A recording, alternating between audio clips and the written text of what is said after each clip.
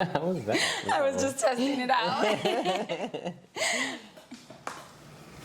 Welcome to A Couple's Thing.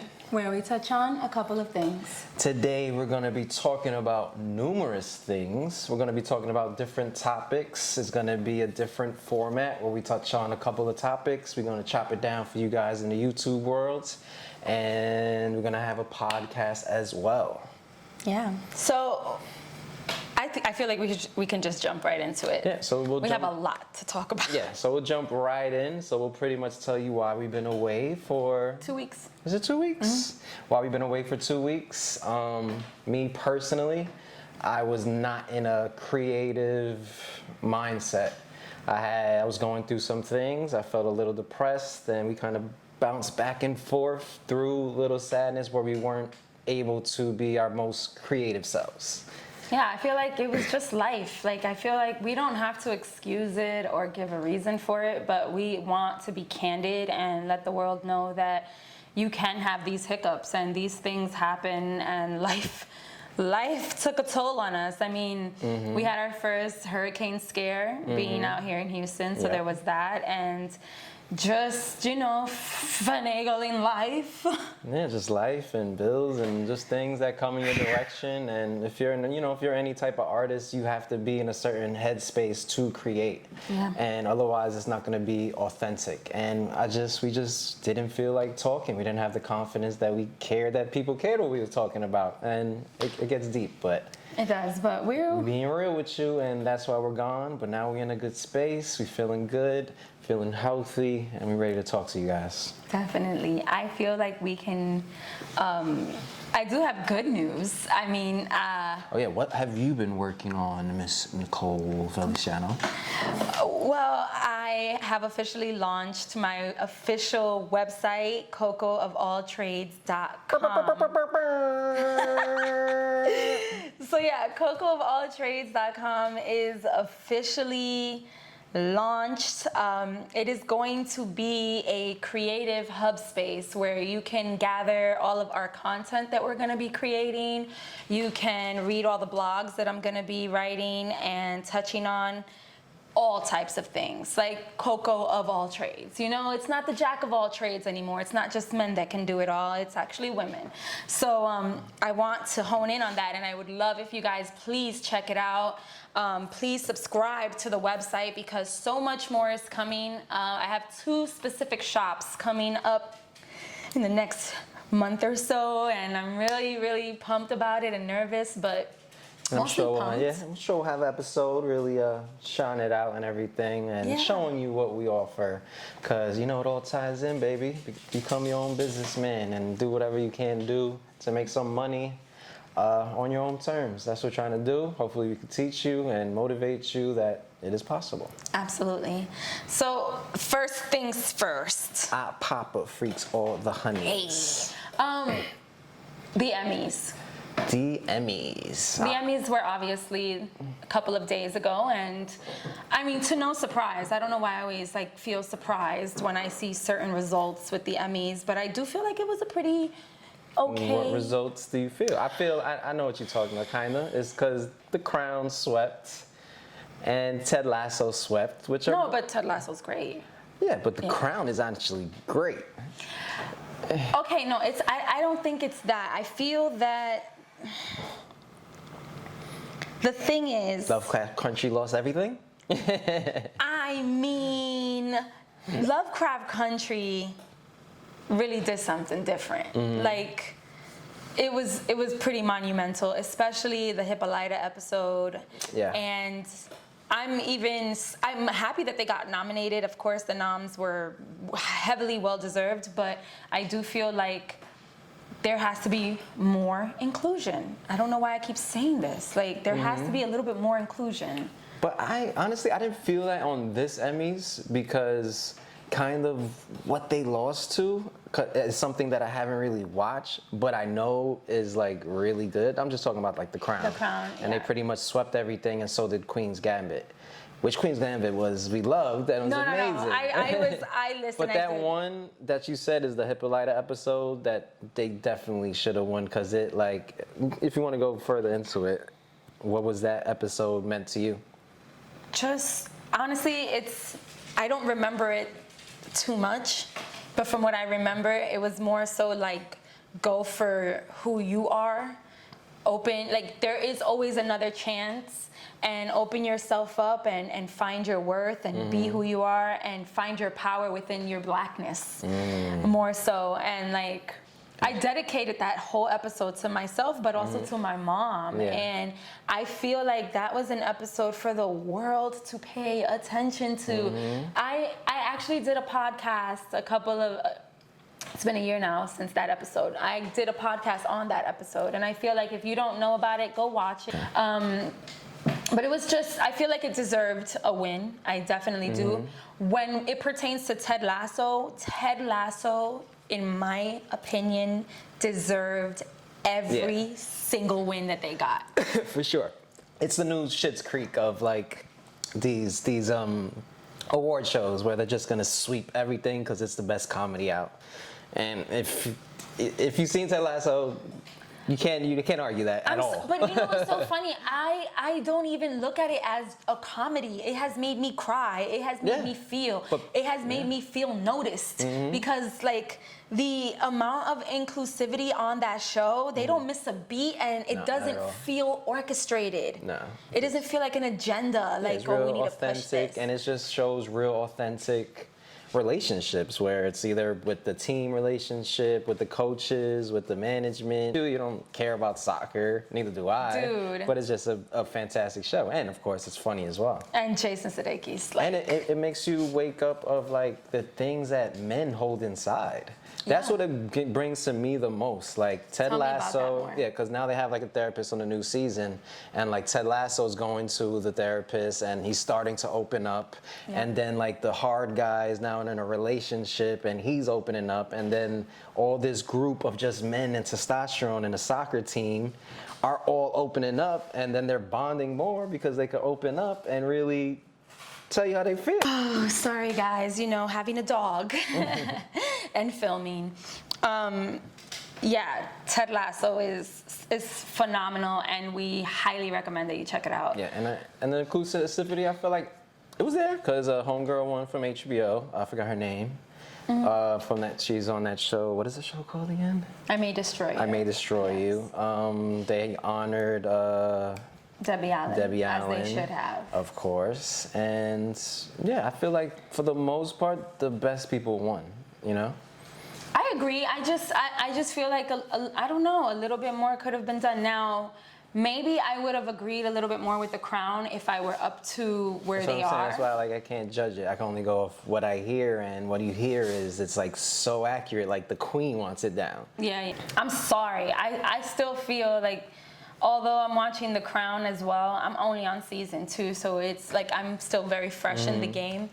The acting is sensational, but you know what? No, let's leave it at The Crown, because I don't feel that Lovecraft Country even got the accolade when it was out that it deserved.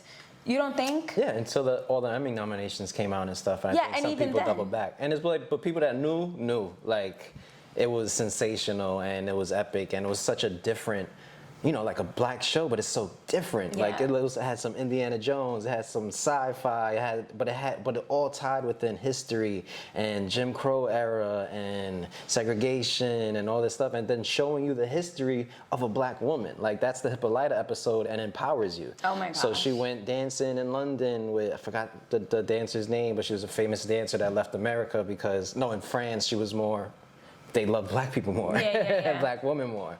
And then it showed you she goes to Africa, and there's like this tribe of the greatest warriors like Africa had. Yeah, and it was all women, which was inspired by Wonder Woman. Then Wonder Woman took that, remixed it, added some white people, and you know how that goes.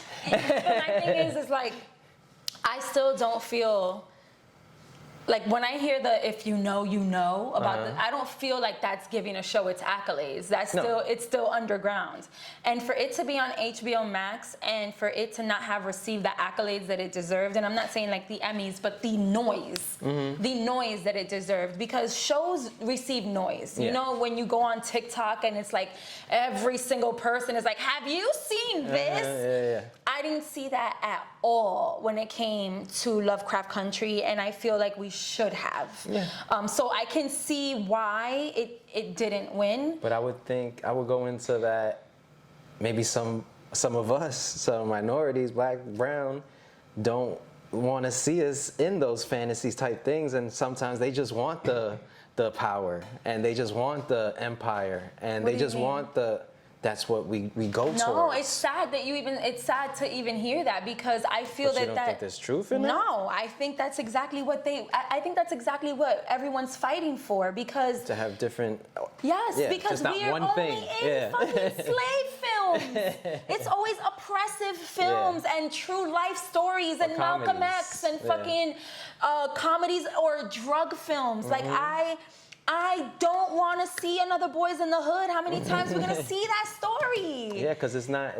Of course, they're gonna keep making that because it's not lifting us up. It's gonna keep us thinking that we're slaves and we're thankful for not being slaves anymore. Yeah. And keep bringing us back to that time. Why don't you go before that, when we were kings, when we were the Moors, when we were this? That's they don't want to show us that like, history. We should. And that's what Hippolyta episode showed us. I know. That's what Lovecraft Country showed us. They're black people fighting monsters and dressing iconically and beautifully and just having different jargon, and I need to see more of that. Like, I want to see, I was sitting back and thinking, and like, just to piggyback real quick, so many people in the Latin community, it is Hispanic Heritage Month, so many people in the Latin community really look at J-Lo in a bad light because they say that she doesn't do movies for us.